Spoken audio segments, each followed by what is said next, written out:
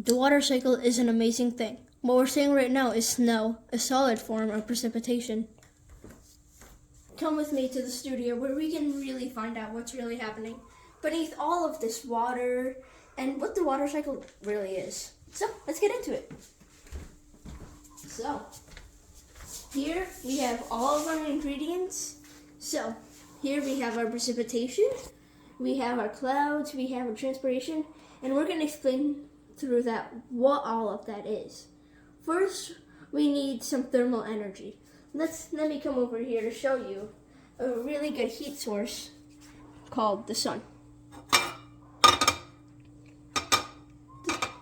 The sun is a really good source of heat and is very useful in many cases. This is the start of the water cycle. Now we're going to add a pond. This is a major ingredient in the water cycle. And in this pond, everything is made up of atoms and molecules, right? So let me just show you all of these molecules, because at the start, these molecules are just there, right? Alright, look at this. They're already starting to move apart. In a real pond, the exact same thing would happen. When water molecules are heated up, they start to move around, get excited. You can see many little tiny bubbles here, and we're just going to zoom in on that real quick. Yeah, these are all of our water molecules. They look so cool just moving around in here. And oh god, no, too big. So, as of all of this, it's gonna start evaporating, and not just stay in the pond. I mean, start to steam up. And let's come out for a second real quick. You may not see it, but it's starting to steam up, right? And all of this steam is starting to accumulate, right? And this steam is called a cloud. And let me show you what that is. Condensation is an amazing part of the water cycle, and one of the major ones at that. Here we have potatoes, alright? Just regular potatoes. And these potatoes are what we're gonna use as clouds. Now, come with me. Here is our condensation, and we're just gonna add that in. What you're seeing right now, hear that sizzle. Not because I'm a professional cook, but because all of that water from the pond is starting to evaporate. And let's put an atmosphere onto that. And after a while, this is going to start to build up some pressure in the atmosphere. This is going to start kind of making itself, and all of this water is in the middle here, right here, in the middle of the pot. At the bottom, here's our sun, right? That's the water, that's the pond. Here is where it's starting to evaporate, right there. Now at the top, let's zoom in for this, right? And this is water droplets. Crazy, right? Once water vapor, now water droplets. This is the state of matter change from a gas to a liquid. This is a major part, because after all of this is going to start, all the water molecules are going to start attaching to each other. And soon, by the force of gravity, which we can see here, they're going to start to drop. You can see one really big one right there. It's moving, and at some point it's going to drop. Yep, there it goes, it dropped. Right, and we're already getting to the form of precipitation. Right, and this is these are all major parts of the water cycle, which help to make the water cycle a cycle, right? And it starts to come back to the pond again, and after that, it's gonna start coming all the way back to where we had right before, our pond. And soon we're gonna use this so I can explain the forces of transpiration. Just gonna come back to this for 1 second. This is starting to bubble, and you can see, let's zoom in a little bit more. There we are. Those water droplets, they're connecting to each other and they're starting to drop. Let me zoom out just so I can show you this little thing. This is going to create a cloud.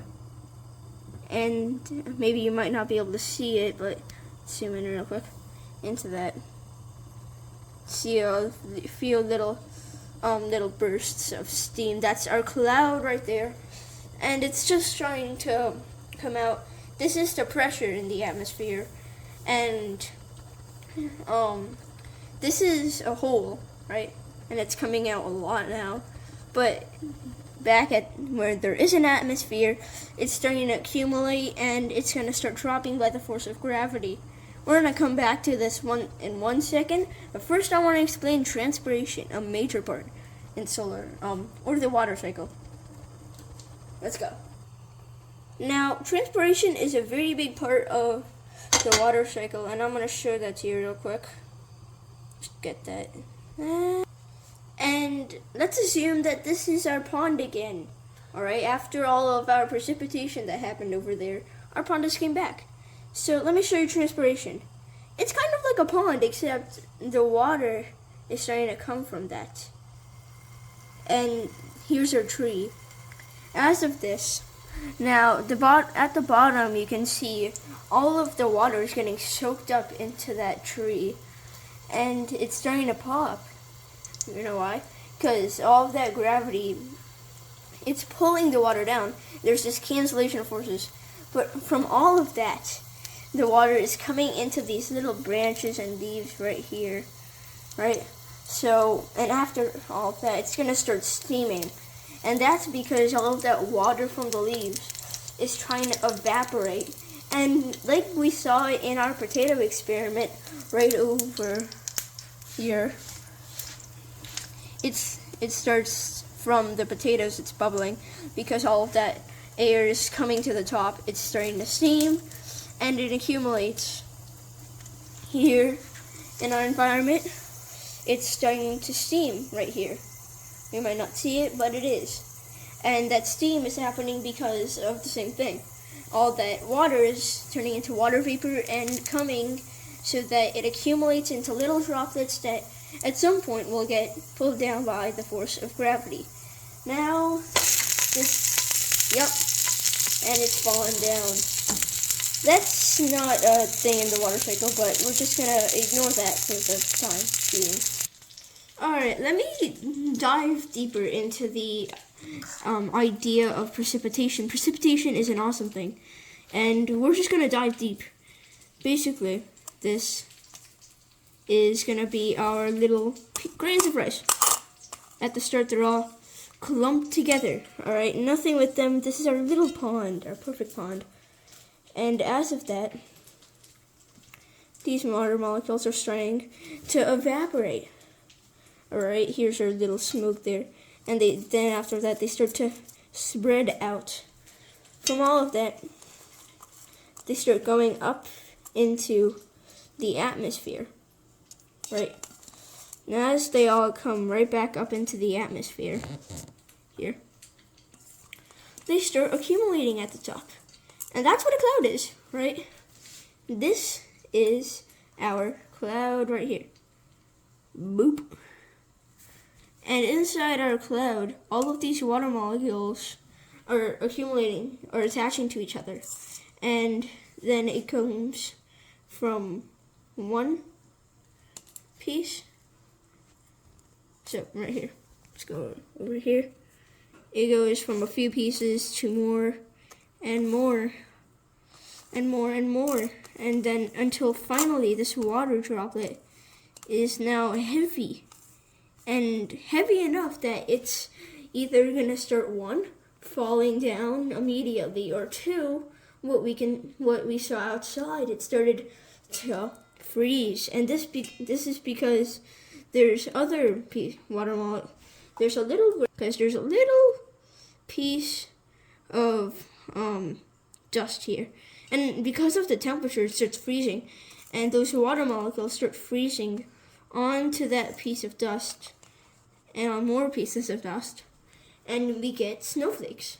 Same thing can happen with sleet, and hail is just a lot of dust and a lot of water, which is deadly. But it's a form of precipitation. We can show you that really well with a lot of precipitation. Now, let me show you that real quick. Just gonna point out, this is some steam that's coming into our condensation, again from our atmosphere. I'm just gonna put a lid on this, or it's starting to fog up, and and from this we're gonna show you how our rice is gonna start to, this is gonna start to like evaporate, and after it's evaporating it starts to precipitate, and when it precipitates, all of the singular grain, from the singular grain right here, there are gonna be more grains that attach to it, and more.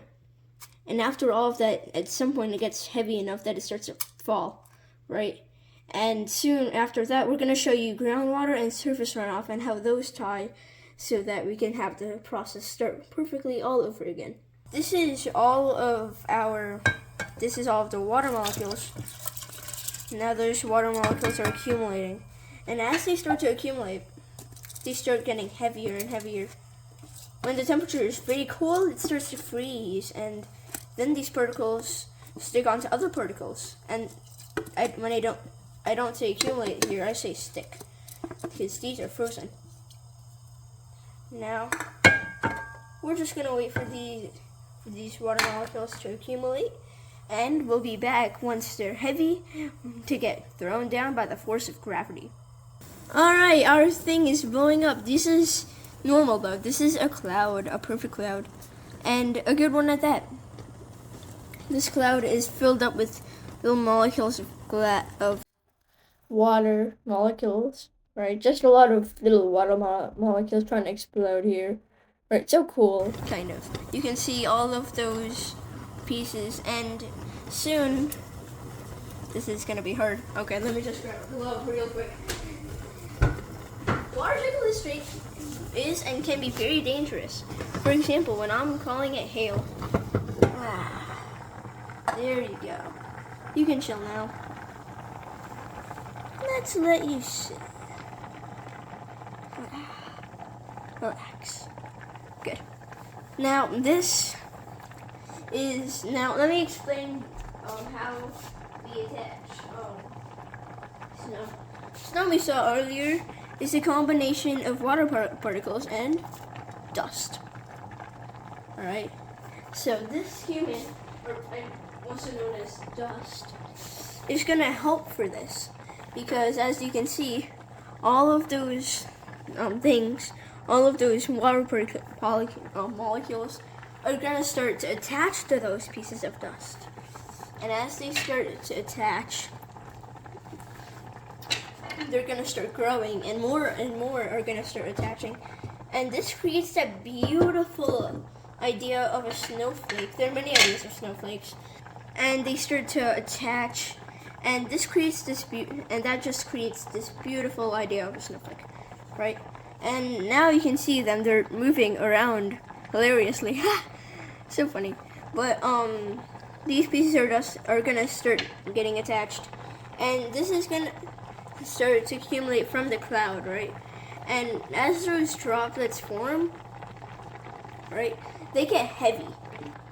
And you can see all of those water particles. Before you could see barely any, but now you can see them because they're all starting to rise up to the top. Alright, I'm just gonna zoom out on that for a second. And this is very crucial, because now these water particles are starting to attach. You can see a few of them are already attaching to the little pieces of cumin. This usually occurs when a thunderstorm happens, right? And they start to accumulate in the cloud. They get frozen, and they're basically just golf balls, like kind of like water golf balls, right? And they fall, and you might notice that you might feel warm actually, and it starts falling, right? That's usual, right? And that happens a lot when it hails. So, here, and our rice is starting to get bigger, and the reason that, and I just explained how they start to get bigger once they start accumulating to each other.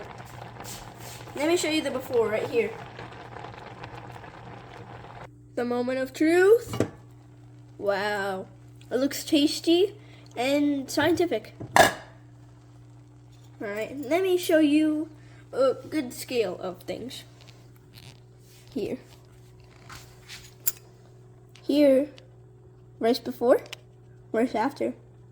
Look how long that is, and I'm just gonna show you, right? Those are just a lot. This is before, right? All spread out. And after, they start to accumulate together, and they're very big and heavy, right? Before, midway, almost there, and after. Right, let me show you this on a better scale. And this is, alright, so we have our idea here. We can show a little bit better. Yeah, here. Here is idea 1, just regular piece of rice. Okay, or precipitation. Now let's move on. This is halfway through. Pieces are starting to get accumulated at this point, and they start to attach to each other. And let's go finally. A lot of pieces are attached to each other. Pieces are way bigger, softer, or not softer, heavier. And way tastier and heavier. Gravity starts pulling all of them down and down until finally they come and the whole process starts right back over again. Alright, so this is our water cycle. It started from a few small little grains of little water particles, and from transpiration it started to accumulate, come into clouds, and attach with tiny little particles. And after those particles, its water molecules started to attach to those particles. They started falling down because of gravity, and they started to come back together. I'm just gonna make the pond that happened here. And oh, you're right, groundwater and surface runoff. Two very simple terms. After precipitation happens, groundwater is all that water that soaks into the ground from precipitation. And some of that water actually goes onto mountains. And after that, oh my god, my transpiration stayed there. Okay, good transpiration. Now, all of that, it usually slides off mountains, and that becomes a river, which usually goes to lakes. And after all of that, it goes in to me. So I'm gonna eat it because this thing is delicious. So let's try it. Let's see. First, let's try some of let's just try the rice first to see, or my water molecules. Yes, let me try my water molecules. Heavy, very heavy. You can taste the gravity in there. Perfect gravity. I can taste some pieces of water molecules are bigger than others. All right. So let me try some cloud now. Let me try a little bit of cloud and dust. Here. You can taste a condensation, evaporation in this. Very good flavor, and you can have that flavor of the dust that comes through. Amazing. I'm gonna try some water particles. Come here. This is amazing. And this. Amazing. I love it. So, I hope Mr. Malapi, you loved my demonstration of the water cycle. Please give me a good grade. I've been working on this, and I've wrote a script on my computer, and I've been writing on it for a long time.